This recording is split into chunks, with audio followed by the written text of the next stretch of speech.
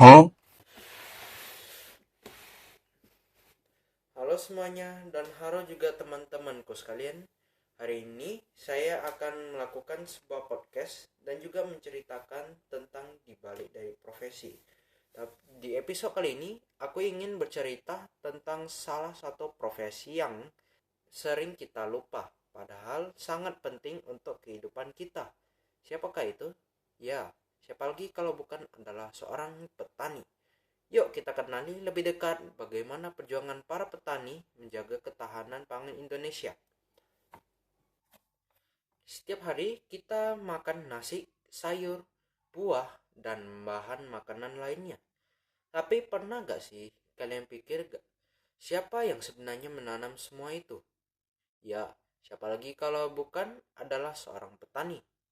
Mereka bekerja keras dari pagi hingga sore meskipun panas, hujan, atau lumpur di sawah. Menjadi petani itu bukanlah pekerjaan yang mudah. Mereka harus tahu kapan menanam, bagaimana menjaga tanam dari hama, dan berharap hasil panen yang cukup baik untuk dijual. Namun, meskipun tantangannya besar, mereka tetap bekerja dengan semangat. Kenapa? Mungkin kalian bertanya-tanya, kenapa sebenarnya? Oke, jadi sebenarnya itu karena mereka menghasilkan dan juga memberi kita makanan kepada banyak orang. Oleh karena itulah kenapa mereka bisa menjadi sangat bersemangat. Salah satu hal yang paling menarik dari profesi petani ini adalah rasa gotong royong. Di desa, petani itu sering bekerja sama pada saat musim tanam atau bahkan panen. Mereka saling bantu tanpa pamrih. Nilai kebersamaan inilah yang membuat profesi petani itu bukan cuma-cuma tentang menanam padi, tapi juga menanam nilai kemanusiaan. Namun, seiring kemajuannya berzaman dan bisa disebut sebagai sekarang, yaitu zaman modern, jumlah petani itu sebenarnya semakin berkurang. Mengapa? Karena banyak anak muda yang enggan jadi petani karena mungkin mereka menganggap itu tidak menghasilkan banyak uang atau bisa jadi berkurangnya bergengsi. Padahal kalau kita lihat dari sisi lain, petani itu sebenarnya justru punya peran vital dalam ekonomi nasional.